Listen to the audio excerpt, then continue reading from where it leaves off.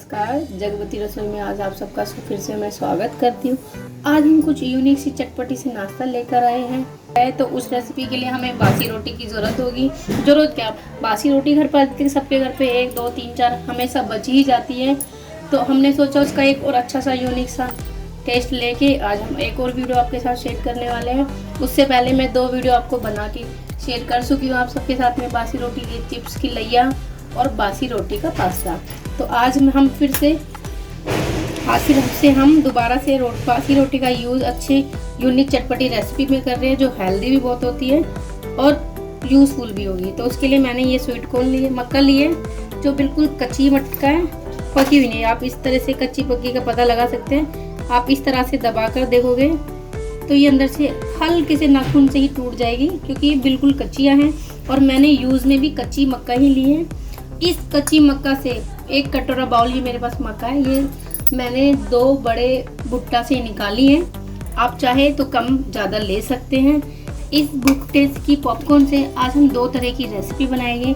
एक तो बासी रोटी का टोस्ट और एक बासी रोटी के साथ साथ हम बनाएंगे पापड़ की एक अच्छी सी यूनिक सी रेसिपी। तो चलिए स्टार्ट करते हैं वीडियो को।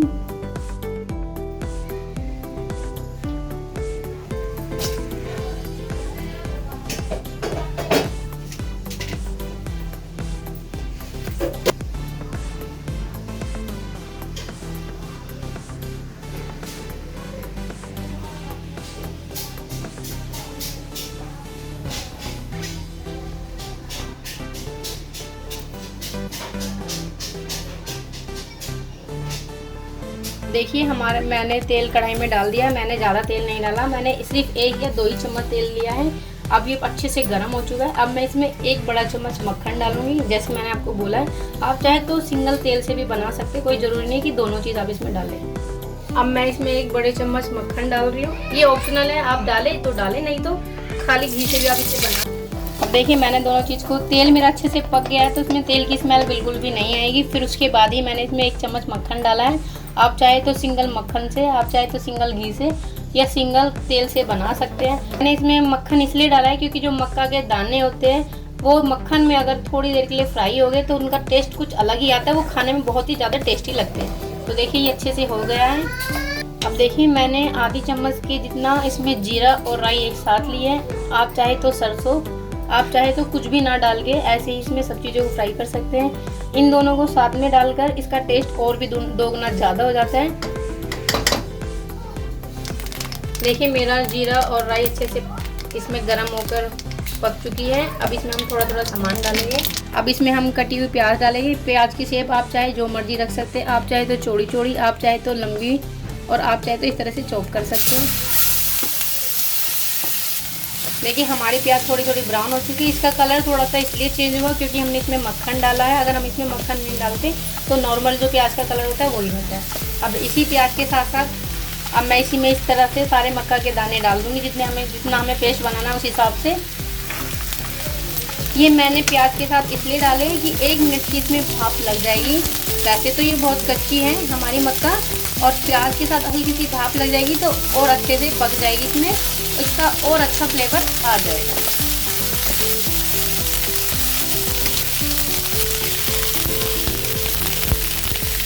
ये प्याज और मक्का के दानों के साथ साथ ही मैं इसमें आधी चम्मच नमक डालूंगी। इससे इसमें दोनों अच्छे से मिक्स हो जाएगा।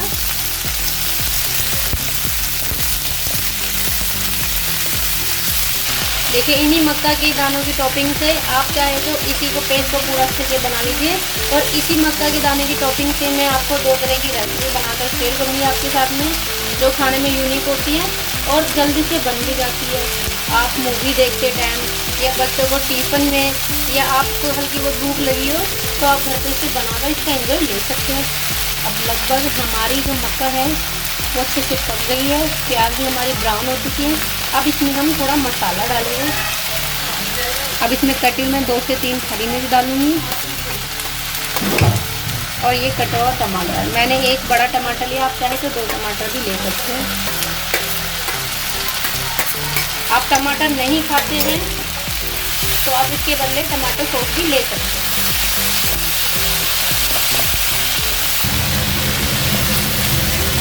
अब इसे हम 5 मिनट के लिए किस तरह गैस की मंदी गैस पर पकने देंगे।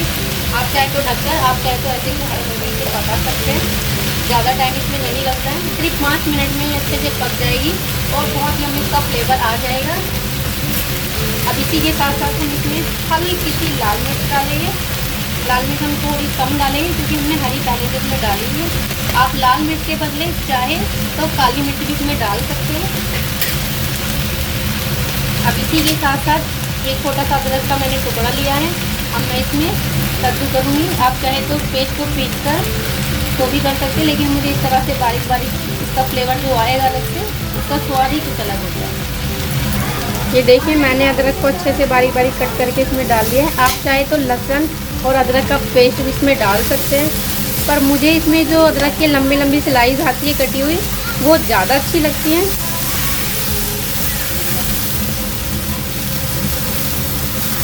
इसमें आपको हल्दी डालने की ज़रूरत नहीं होगी, आप इसे ऐसे भी बना सकते हैं।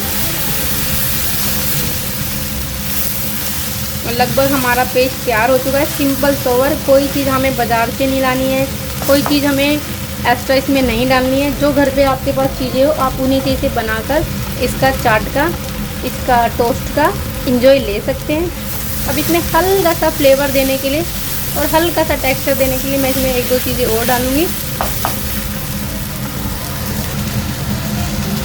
सोया सॉस बोलते हैं, मैं 1 चम्मच सोया सॉस डालूँगी। आपके पास है तो डालिए, नहीं है तो आपको चिंता करने की ज़रूरत नहीं है कि हाँ मैम ने ऐसे बताया था, ये चीज़ नहीं है, कोई दिक्कत नहीं है तो यूज़ में लिए, नहीं है तो कोई बात नहीं। अब मैं इसमें 2 बड़े चम्मच टमाटो केचप डालूँगी। टमाटर हमने डाला हुआ है, पर सॉस जो हम फ्लेवर के लिए ले रहे हैं वो ज़्यादा हम नहीं डालेंगे, ये भी ऑप्शनल है।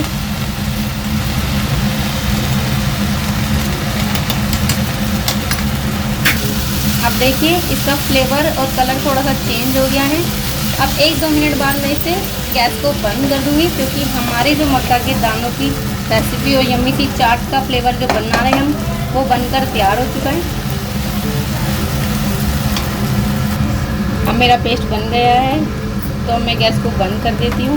1 मिनट के लिए हमें इसे ऐसे ही थोड़ा सा खुला रखकर इसकी भाप निकाल देनी है। बिल्कुल गरम गरम हमें इसे फिल नहीं करना है। और थोड़ा सा फ्लेवर के लिए मैं इसमें कटा हुआ धनिया डाल रही हूँ। आप चाहे तो इसके बदले कड़ी पत्ते का भी यूज़ कर सकते हैं, आप चाहे तो पुदीना भी इसमें डाल सकते हैं। तीनों चीज़ों का अलग अलग फ्लेवर होता है और स्वाद भी अलग अलग आता है, और तीनों चीज़ हमारे शरीर के लिए हेल्दी होती है। ऐसा कोई ये नहीं है कि इसका हमें कोई साइड इफ़ेक्ट होगा, नहीं, तीनों चीज़ें अपनी जगह बिल्कुल हेल्दी होती हैं। अब ये जो मेरे मक्का के दाने की पेस्ट बना था, जो हमने इसकी रेसिपी बनाई है, अब मैंने इन दोनों ग्रेवी को अलग अलग कर लिया है। ये मैंने जो रोटी के टोस्ट बनाएंगे उसके लिए कढ़ाई में छोड़ दिए कि थोड़ा सा ये ठंडा हो जाए, और चाट के लिए बनाने के लिए मैंने इसे बाउल में ले लिया है। अब ये मत सोचना कि ये तो चाट बन गई, पूरी तैयार होगी। अब इसमें हमें 2 चीज़ें हैं जो ऐड करनी है, जिससे इसका फ्लेवर और भी यम्मी और देखने में बहुत ही यूनिक लगेगा और झटपट से ये बन जाएगी।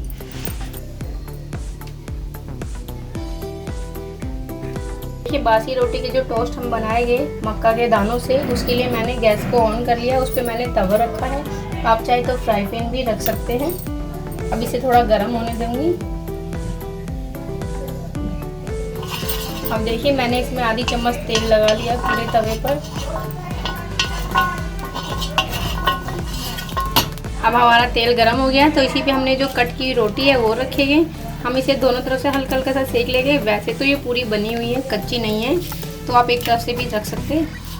अब इसी पे हम इसके तवे पर रखते ही इसकी जो टॉपिंग है वो इस पर डालेंगे।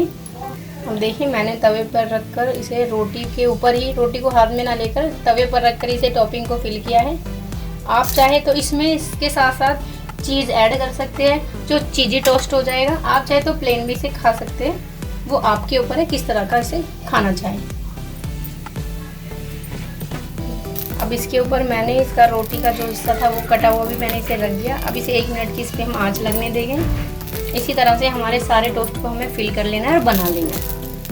अब मैं इसे हल्का सा चमचे से थोड़ा सा नीचे दबा लूँगी, जिससे कि ये दोनों एक दूसरे पे चिपक जाए। और फिर जब ये हो जाए तो हल्का सा ऊपर हाथ नीचे चमचे की सहायता से हम इसे दोबारा से ऊपर की तरफ से पलट लेंगे। देखिए नीचे से बिल्कुल यम्मी क्रिस्पी क्रिस्पी सब हो चुकी है हमारी रोटी और अच्छे से सीख गई है। इस तरह का नाश्ता आप स्कूल में बच्चों को टिफ़िन में रख के दे सकते हैं। तो आप यकीन मानिए बच्चे जैसे रोटी घर से वापस लेके जाते हैं घर से और वैसे ही वापस स्कूल से ले आते हैं। इस तरह का नाश्ता आप उन्हें अगर देंगे टिफ़िन में तो वो टिफ़िन को बिल्कुल चट कर घर वापस आएंगे और बोलेंगे मम्मी आज जो आपने बनाया था वो कल फिर आप हमारे लिए दोबारा बनाइए। तो सिंपल सी रेसिपी है, घर के ही सामानों से हम बना लेंगे, कोई इसमें वेस्टेज नहीं है और खाने में बहुत ही यम्मी लगती है और हेल्दी भी है। तो देखिए ये तो मैंने आपको एक वीडियो के तौर पे बताया है, सिंगल एग बनाकर तवे पे। तवा काफ़ी बड़ा होता है तो अगर आप इस तरह के शेप के टोस्ट बनाएंगे तो आप एक साथ 2 से 3 आप इस पे तवे पर बना सकते हैं। उससे क्या होता है जल्दी भी बन जाता है और हमारी वेस्टेज भी कम जाती है, गैस की बचत होगी, हमारा काम भी जल्दी हो जाएगा। जो 2 बार में होगा वो एक ही बार में हो जाएगा। देखिए समय को बचाते हुए अब मैंने सिंगल आपको बताई थी किस तरह से बनाई है। अब मैंने जो दूसरी मतलब सारी रोटियां जो मेरी बची हुई है मैं उन्हें बना रही हूँ। तो मैं भी एक साथ 2-2 टोस्ट बना रही हूँ। बिल्कुल यूनिक और सिंपल सी रेसिपी है और खाने में इतना यम्मी इसका स्वाद है कि आप एक बार के बदले 2-2 3-3 बार से घर पर ट्राई करेंगे और बोलोगे कि मैडम आपने बहुत यम्मी और अच्छी रेसिपी आपने शेयर की है।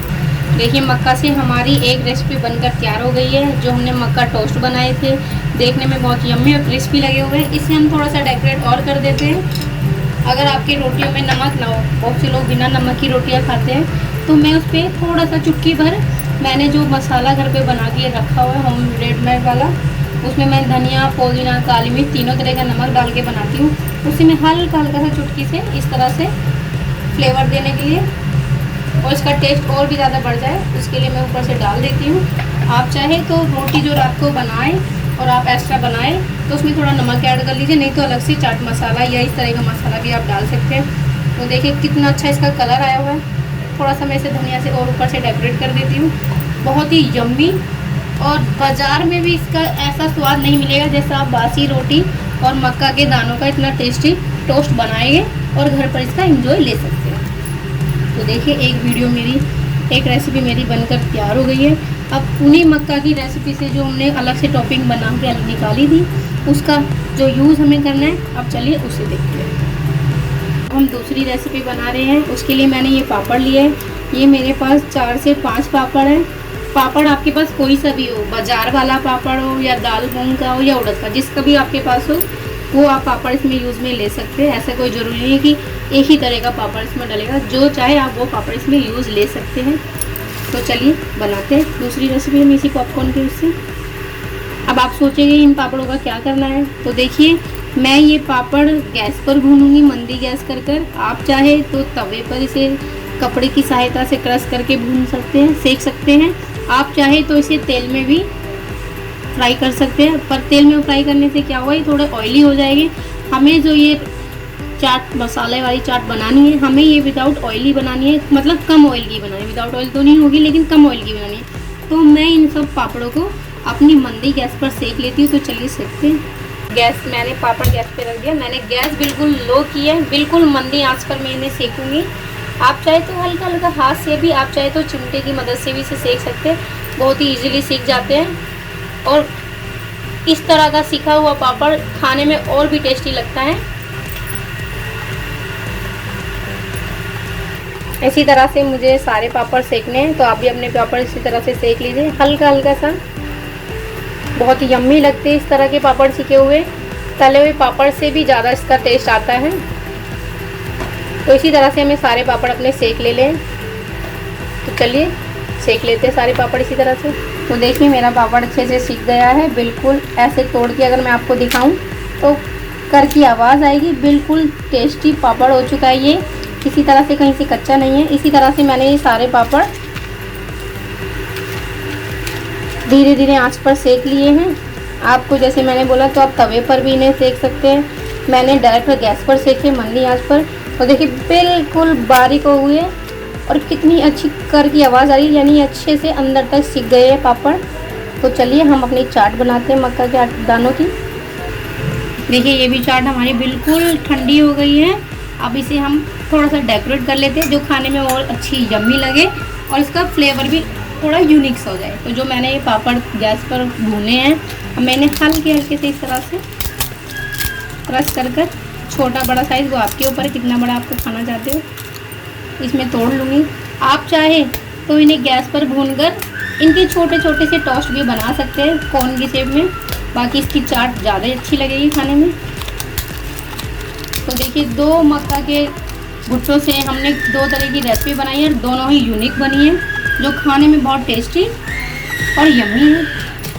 इस भेलपूरी की इस चाट को भी, पापड़ चाट को आप टिफ़िन में अपने हस्बैंड को, बच्चों को, या अपने लिए कि पूरा दिन काम करके टाइम नहीं मिलता तो बनाकर रख लीजिए और जब मन करे जब इसे खा लीजिए। बहुत ही हेल्दी रेसिपी है ये, क्योंकि इसमें सब चीज़ें हमारे लिए हेल्दी हैं। पापड़ है वो भी हेल्दी होते हैं, मक्का के दाने वो भी हेल्दी होते हैं, टमाटर प्याज तो हम रेगुलर यूज़ में लेते ही हैं। तो इसी तरह से हमें इसे मिक्स कर लेना है और बिल्कुल आसानी से झटपट से बनने वाली रेसिपी है। आप 2 मक्का के भुट्टा लाइए और बिल्कुल बाज़ार से जो आप भुट्टा लेके आए वो बिल्कुल कच्चिया होने चाहिए, उससे इसका फ्लेवर टेस्ट बहुत यम्मी होता है। और देखिए एक साथ 2 रेसिपी का मज़ा लीजिए एक ही चीज़ से। कोई चीज़ मैं इसमें अलग से नहीं डालूँगी कि मैंने चाट अलग तरीके से बताई है, टोस्ट अलग तरीके से, नहीं, बिल्कुल यूनिक सी चाट है। अब देखिए बिल्कुल यम्मी सी मिक्स हो गई है इसमें। अब ये हमारी बनकर रेडी है खाने के लिए। अब इसमें हल्का सा फ्लेवर और डालेंगे हम।